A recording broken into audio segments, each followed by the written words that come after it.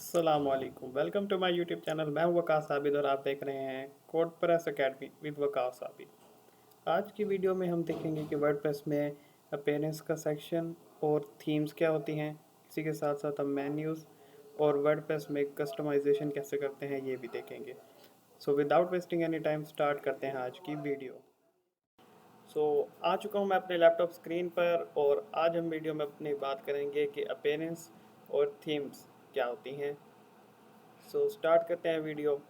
सबसे पहले हम अपीयरेंस के सेक्शन को देख लें तो हमारे पास यहाँ पर थीम्स और एडिटर के दो ऑप्शन हमें नज़र आ रहे हैं। जब हम थीम अगर कोई न्यू इंस्टॉल थीम करेंगे तो जो जो ऑप्शंस वो हमें वो जो थीम है जो जो ऑप्शंस वो हमें अवेलेबल करा रही होगी, जैसे कि मेन्यू बनाना या विजिट्स का ऑप्शन अगर हमें शो करा रही होगी तो वो ऑप्शंस हमें यहाँ पर अपीयरेंस के सेक्शन में शो हो जाएंगे।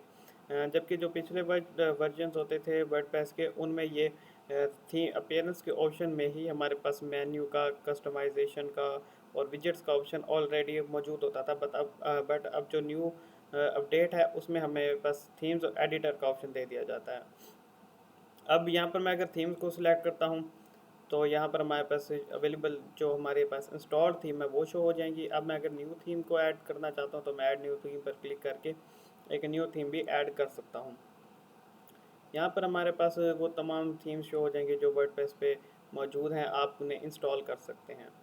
यहाँ पर हमारे पास 6494 थीम्स अवेलेबल हैं जो डिफरेंट निश के से रिलेटेड थीम्स हैं। आप अपनी निश के रिलेटेड थीम्स जो है वो उसे इंस्टॉल करके अपनी वेबसाइट बना सकते हैं।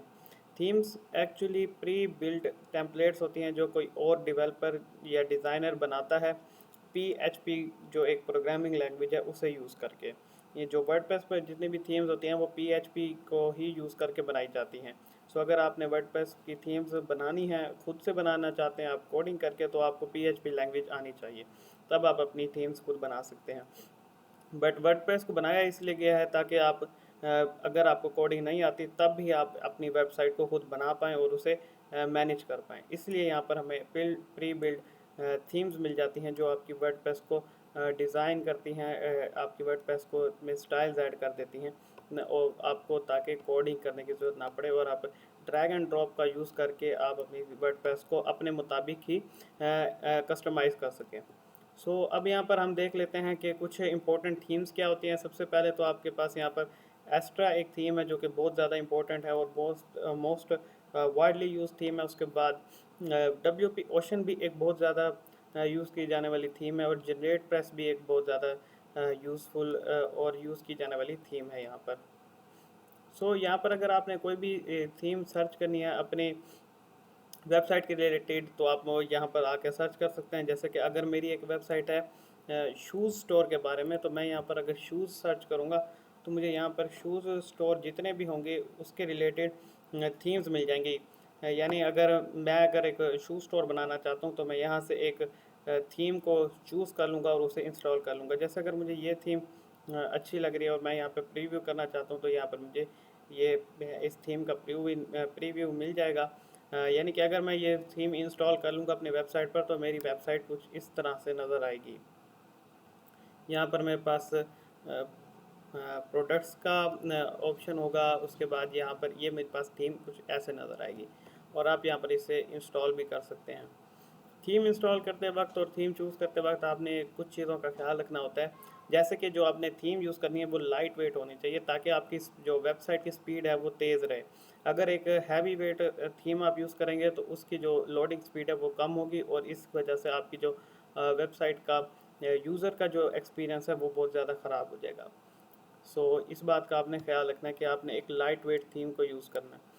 अब यहाँ पर वर्डप्रेस में कुछ ऐसी थीम्स भी होती हैं जो कि मल्टीपर्पज़ होती हैं, यानी कि आप एक थीम को कई वेबसाइट्स के लिए यूज़ कर सकते हैं। यानी कि अगर आप एक ऐसी कुछ ऐसी थीम्स होती हैं जिसमें आप को डिफरेंट ऑप्शन मिल जाते हैं। आप उसी थीम के ज़रिए से आप एक ई-कॉमर्स स्टोर भी बना सकते हैं, उसी थीम के ज़रिए से आप एक ब्लॉग वेबसाइट भी बना सकते हैं। जैसे कि मैं आपको यहाँ पर एक्स्ट्रा थीम का ही बता दूँ तो ये एक मल्टीपर्पज़ थीम है जिसे आप किसी भी तरह की अगर वेबसाइट बनाना चाहते हैं तो आप इस थीम के ज़रिए से आप बना सकते हैं। मैं इस थीम को यहाँ पर इंस्टॉल कर लेता हूँ और ये एक लाइट वेट थीम है जो यहाँ पर आपको बता रहे हैं कि इस फ्रंट एंड पे इसका 50 KB का यहाँ पर इसकी वेट है, यानी कि ये बहुत ज़्यादा लाइट वेट है।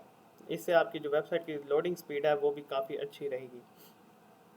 सो इसे इंस्टॉल कर लेते हैं और फिर उसके बाद देखते हैं कि हमें कौन कौन से इसमें फ़ीचर्स हमें मिल जाएंगे, और ये भी देख लेंगे कि हमारी वेबसाइट इस थीम को इंस्टॉल करने के बाद कैसी लगती है। सो ये वेबसाइट ये इंस्टॉल हो रही है, और यहाँ पर हम ये देख लेते हैं कि हमारी वेबसाइट कैसे लगेगी इसे इंस्टॉल करने के बाद। यहाँ पर ये इंस्टॉल हो चुकी है। अब इसे एक्टिवेट कर लेते हैं थीम को, और इंस्टॉल एक्टिवेट करने के बाद हम अपनी वेबसाइट को देखेंगे कि ये वेबसाइट हमारी कैसी नज़र आ रही है। अब यहाँ पे मैं विज़िट वेबसाइट को क्लिक करता हूँ, तो यहाँ पे मैं अपनी वेबसाइट को विज़िट कर लेता हूँ।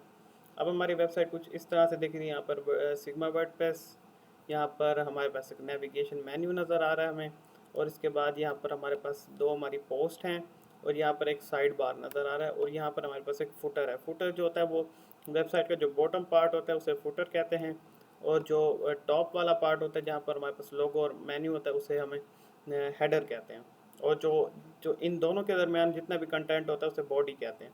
सो वापस आ जाते हैं अपने डैशबोर्ड पर, और यहाँ पर आप देख सकते हैं, आपको यहाँ पर हमें डिफरेंट ऑप्शन अब नज़र आ रहे हैं। पैटर्न्स, सबसे पहले बात कर लें तो पैटर्न्स आप तभी यूज़ करना है अगर आप एक डिज़ाइनर हैं। आप अपनी वेबसाइट अगर डिज़ाइन करना चाह रहे हैं तब आप पैटर्न्स को यूज़ कीजिएगा, अदरवाइज़ आप यूज़ नहीं करेंगे। उसके बाद हमारे पास कस्टमाइजेशन का ऑप्शन है। यहाँ से आप अपनी साइट का जो लोगो वगैरह है उसे चेंज कर सकते हैं, अपने साइट का नेम चेंज कर सकते हैं। वो हम सेटिंग में जाकर भी हम अपना चेंज कर सकते हैं, इसके बारे में मैं भी आपको बताऊंगा। और उसके बाद अगर आपने कलर चेंज करना है, टाइपोग्राफी चेंज करनी है, तो वो भी आप चेंज कर सकते हैं। उसके बाद हमारे पास विजिट्स का ऑप्शन आ जाता है। विजिट्स भी हम, क्योंकि हम एक यहाँ पर एक पेज बिल्डर भी यूज़ करेंगे अपनी वेबसाइट को डिज़ाइन करने के लिए, जैसे कि एलिमेंटर पेज बिल्डर है, इसे यूज़ करेंगे हम अपनी वेबसाइट को डिज़ाइन करने के लिए। तो हम यहाँ पर विजिट्स का फ़िलहाल हम यूज़ नहीं करेंगे। वैसे मैं आपको बता दूं कि विजिट्स किस तरह से काम करते हैं। हम अगर मैं अपनी वेबसाइट को यहाँ पर ओपन करूँ,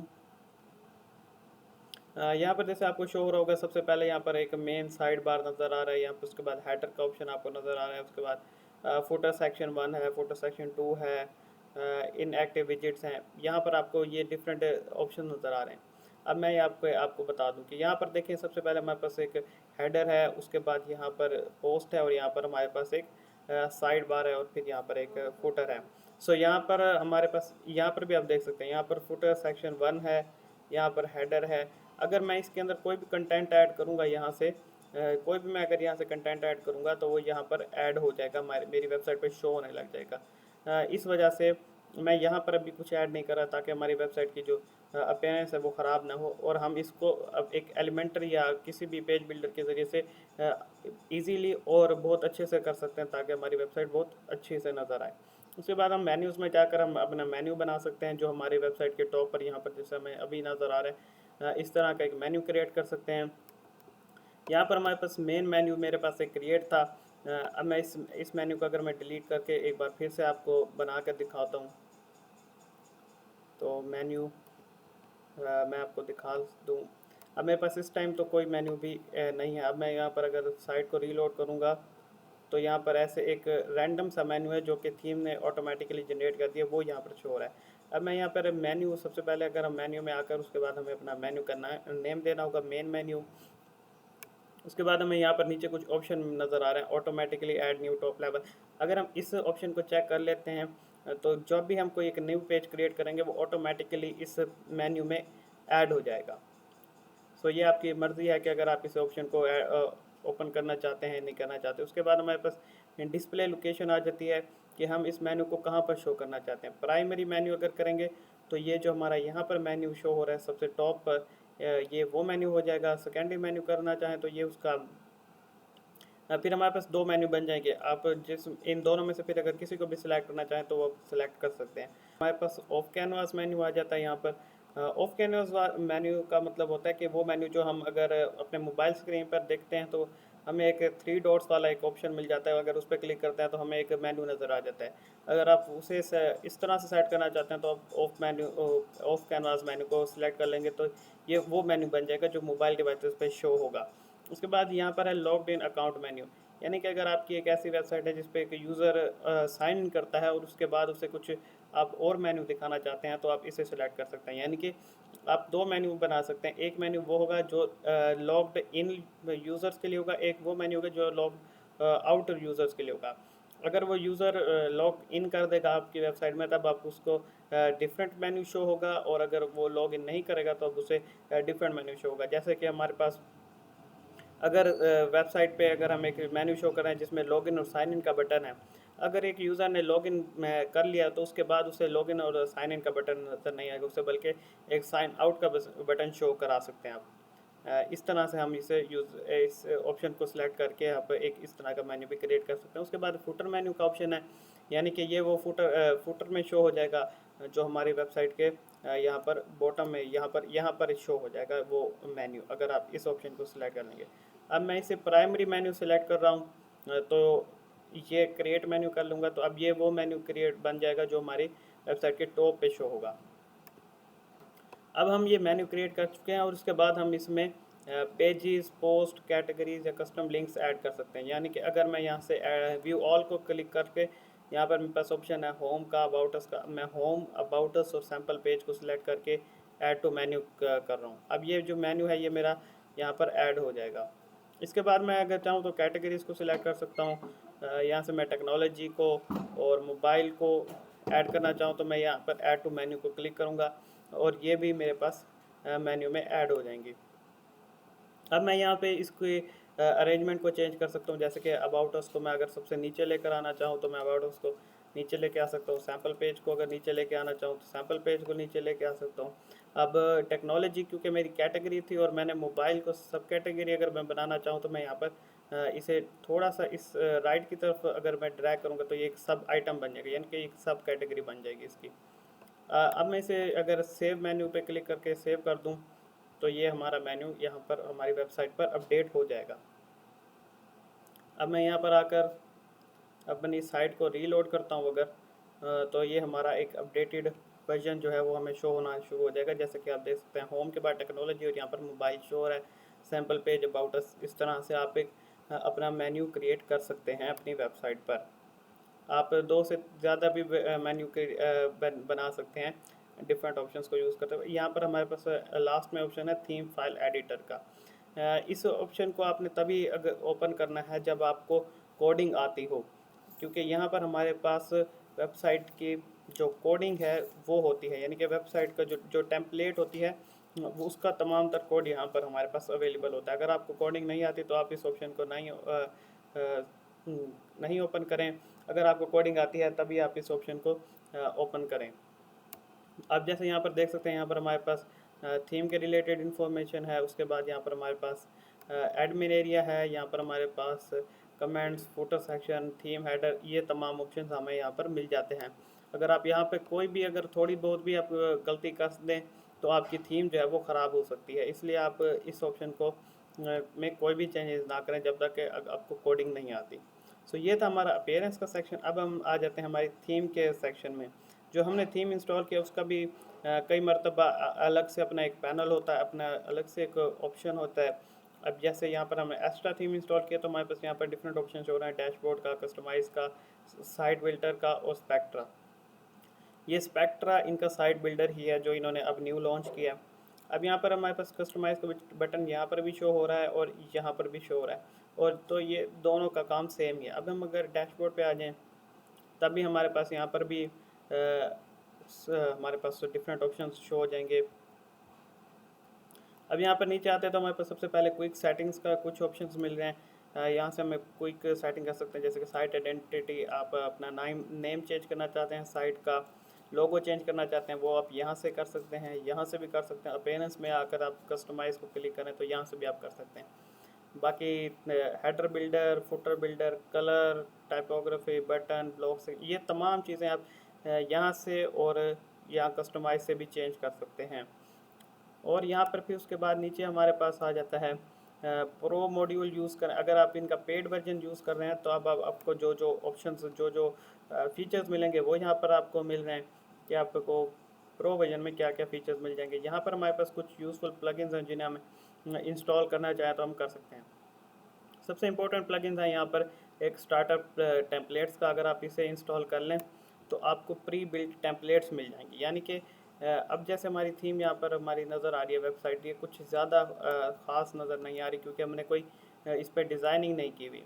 जब हम इस टेम्पलेट प्लगइन को इंस्टॉल कर लेते हैं तो हमारे पास डिज़ाइंस आ जाते हैं वेबसाइट के, जो हम जस्ट वन क्लिक से हमारी वेबसाइट पे वो डिज़ाइन इंपोर्ट हो जाएगा, हमारी वेबसाइट बहुत अच्छी नज़र आने लग जाएगी। उसके बाद हमारे पास फ्री पेज बिल्डर है स्पेक्ट्रा का नाम से। उसके बाद हमारे पास शोर कार्ट, ये एक कार्ड का प्लगइन है जो आप यूज़ करके अपनी एक ई कॉमर्स स्टोर क्रिएट कर सकते हैं। उसके बाद ये एक ऑटोमेशन का प्लगइन है, इसे आप यूज़ करके अपनी वेबसाइट को के में ऑटोमेशन इनेबल कर सकते हैं। उसके बाद हमें अब स्टार्टर टेम्पलेट का प्लगइन है जो वो एक्टिवेट हो चुका है और हमारे पास एक न्यू पेज ओपन होकर आ चुका है। हम इसमें से कोई भी ऑप्शन यूज़ कर सकते हैं अपनी वेबसाइट को बनाने के लिए। जैसे यहाँ पर हमारे पास AI का ऑप्शन है कि आप AI का यूज़ करके अपनी टेम्पलेट बिल्ड कर सकते हैं या क्लासिक स्टार्टर टेम्पलेट यूज़ कर सकते हैं। यहाँ पर मैं अभी बिल्ड विद टेम्पलेट्स का ऑप्शन सेलेक्ट कर रहा हूँ ताकि आपको बता दूँ कि टेम्पलेट्स कैसे काम करती हैं। सबसे पहले आप यहाँ पर एडिटर देख सकते हैं कि आपने किस तरह के एडिटर, अगर आप एलिमेंटर यूज़ कर रहे हैं तो आप एलिमेंटर सेलेक्ट करके कर सकते हैं, बीवर बिल्डर सेलेक्ट कर सकते हैं या AI बिल्डर भी सिलेक्ट कर सकते हैं। अभी मैं यहाँ पर एलिमेंटर को सिलेक्ट कर रहा हूँ। इससे ये होगा कि हमारे पास वही टेम्पलेट्स आएंगी जो कि एलिमेंटर बिल्डर को सपोर्ट करती हैं। यानी कि हम एलिमेंटर को यूज़ करके उस टेम्पलेट को कस्टमाइज़ कर सकते हैं। अब जैसे हमारे पास यहाँ पर डिफरेंट ऑप्शंस है बिज़नेस के बारे में, अगर आपकी एक बिज़नेस रिलेटेड वेबसाइट है तो आप यहाँ से कोई भी कैटेगरी चूज़ कर सकते हैं और आपको उस तरह की नज़र आ जाएंगी थीम्स। उसके बाद मेरे पास यहाँ पर लोकल बिजनेस के बारे में है, पर्सनल केयर के बारे में है, प्रोफेशनल के बारे में है, personal site, community, e commerce और ब्लॉग। अगर मैं यहाँ पे एक पर्सनल पोर्टफोलियो वेबसाइट के बनाना चाह रहा हूँ और मैं यहाँ पर पोर्टफोलियो को सिलेक्ट करता हूँ तो मेरे पास पोर्टफोलियो रिलेटेड टेम्पलेट्स मिल जाएंगी। यहाँ पर हमारे पास कुछ हैं जो फ्री हैं और उनमें से कई हैं जो हमारे पास प्रीमियम टेम्पलेट्स हैं, यानी कि उसके लिए आपको पेड वर्जन खरीदना पड़ेगा और फिर आपको जो प्रीमियम टेम्पलेट्स हैं वो आप अपनी वेबसाइट पर इंपोर्ट कर पाएंगे। अदरवाइज़ आप जिसके ऊपर प्रीमियम लिखा है अभी इसे हम इंपोर्ट नहीं कर सकते, हम उन्हीं को इंपोर्ट कर सकते हैं जो फ्री हैं, जिन पर प्रीमियम लिखा हुआ नहीं है। अब मैं यहाँ से अगर कोई ऐसी टेम्पलेट मुझे मिल जाए जो मैं उसे इंपोर्ट करूँ तो यहाँ पर मुझे एक ये टेम्पलेट थोड़ी सी सही लग रही है तो मैं इसे यहाँ पर इंपोर्ट करके दिखाता हूँ। यहाँ पर अब मैं क्विक कुछ कर सकता हूँ, जैसे कि यहाँ पर मैं साइट लोगो है, यहाँ पर मैं अपना लोगो अपलोड कर सकता हूँ, मेरा लोगो यहाँ पर अपलोड हो जाएगा। उसके बाद फ़ॉन्ट सिलेक्ट कर सकता हूँ कि वेबसाइट का फ़ॉन्ट कौन सा होगा। उसके बाद कलर पैटर्न सिलेक्ट कर सकता हूँ कि कलर पैटर्न क्या होगा। यहाँ पर मैं देख सकता हूँ कि मेरी वेबसाइट किस तरह से नज़र आएगी और इसके बाद मैं कंटिन्यू का बटन को क्लिक करता हूँ। यहाँ पर मुझे कुछ ऑप्शंस मिल रहे हैं कि मैं कौन कौन से ऑप्शन सिलेक्ट अपने वेबसाइट पर इंपोर्ट करना चाहता हूँ। अभी मैं किसी भी ऑप्शन को सिलेक्ट किए बगैर ही कंटिन्यू करता हूँ। उसके बाद मैं अपना फर्स्ट नेम, यहाँ पर मुझे वो कह रहे हैं कि अपना फर्स्ट नेम आप लिखते हैं। उसके बाद मैं अपना ईमेल एड्रेस दे देता हूँ। उसके बाद ये मुझसे पूछ रहे हैं कि आप कौन से लेवल के डेवलपर हैं, यानी कि आप बिगिनर हैं, इंटरमीडिएट हैं या एक्सपर्ट हैं। मैं अभी एक्सपर्ट सेलेक्ट करूँ, आप कोई भी सिलेक्ट कर सकते हैं अपने हिसाब से, इससे कोई भी फ़र्क नहीं पड़ता कि आप कौन सा लेवल सेलेक्ट करते हैं। उसके बाद मैं अपने लिए या अपनी कंपनी के लिए कर रहा हूँ तो ये सिलेक्ट कर लेता हूँ। उसके बाद यहाँ पे मेरे पास ऑप्शन है कि मैं उस टेम्पलेट का कौन कौन सा पार्ट अपना साइट पर इंपोर्ट करना चाहता हूँ। ये क्या मैं कस्टमाइज़र सेटिंग्स इंपोर्ट करना चाहता हूँ, मैं विजिट इंपोर्ट करना चाहता हूँ, मैं कंटेंट भी साथ में इंपोर्ट करना चाहता हूँ, यहाँ पर नॉन सेंसिटिव डाटा शेयर करना चाहता हूँ। यानी कि ये वो ऑप्शन है कि मैं अपनी इंफॉर्मेशन अपने इन साइट जो एक्स्ट्रा प्लगइन्स वाले हैं इनके पास साथ शेयर करना चाहता हूँ, ये नहीं करना चाहता, ये भी ऑप्शन है। यहाँ से इंस्टॉल रिक्वायर्ड प्लगइन्स ये सिलेक्टेड है, इसको आपको सिलेक्ट ही करना पड़ेगा। उसके बाद submit and build my site. अब ये जो वेबसाइट है मेरी, ये जो टेम्पलेट है ये मेरी वेबसाइट पे इंस्टॉल हो जाएगी। अब यहाँ पर जो प्लगइन्स हैं और फॉर्म्स वगैरह हैं वो इंस्टॉल हो रहे हैं। उसके बाद यहाँ पर थोड़ा सा ये टाइम लेगा इंस्टॉल करने में ये ऑटोमेटिक प्रोसेस है। इसके दौरान में आपने अपनी वेबसाइट को ऑफ नहीं करना, कंप्यूटर को भी ऑफ नहीं करना और इंटरनेट का कनेक्शन भी ऑफ नहीं करना, वरना आपकी वेबसाइट पर इशू शो हो सकता है। सो जब तक ये इंस्टॉल होता है उसके बाद मैं आपको वीडियो स्टार्ट करता हूँ। सो यहाँ पर ये कुछ 4 मिनट में हमारी जो टेम्पलेट है वो इंपोर्ट हो चुकी है यहाँ पर। और अब मैं यहाँ पर अपना विज़िट योर वेबसाइट पर क्लिक करता हूँ तो हम अपनी वेबसाइट को विज़िट कर लेंगे और अब देख सकते हैं कि हमारी वेबसाइट कैसे चेंज हो गई होगी। सो ये लोड हो रहा है हमारी वेबसाइट। अब आप यहाँ देख सकते हैं कि हमारी वेबसाइट बिल्कुल वैसे चेंज हो चुकी है जैसे कि हमारी हमने उसे डेमो में देखी थी।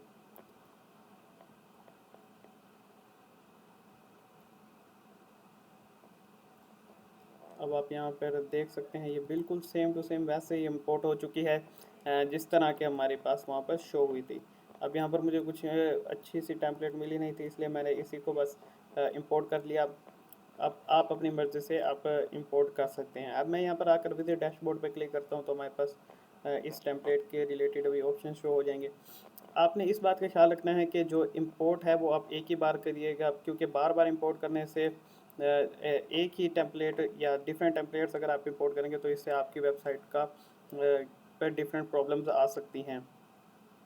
सो आपने एक ही वेबसाइट पर एक ही बार टेम्पलेट इंपोर्ट करनी है, आपने इस बात का ध्यान रखना है, वरना आपके पास ऐसे पेजेस क्रिएट हो जाएंगे और डिफरेंट सेक्शंस क्रिएट हो जाएंगे, कुछ मेन्यूज़ वगैरह भी क्रिएट हो सकते हैं ऑटोमेटिकली। सो आपने इस बात का ख्याल रखना है। उम्मीद है कि आपको इस वीडियो के बारे में तमाम समझ आ चुकी होगी। होप सो उम्मीद वीडियो पसंद आई हो तो चैनल को सब्सक्राइब कर दीजिएगा, वीडियो को लाइक कर दीजिएगा, दोस्तों के साथ शेयर कर दीजिएगा। अगर कोई सवाल हो तो आप कमेंट सेक्शन में पूछ सकते हैं, मैं इसका जवाब भी ज़रूर दूंगा। मिलते हैं नेक्स्ट वीडियो में जिसमें हम देखेंगे कि हमारे पास प्लगइन्स क्या होते हैं। सो अपना ख्याल रखिएगा, तब मिलते हैं नेक्स्ट वीडियो में। तब तक के लिए अल्लाह हाफिज़।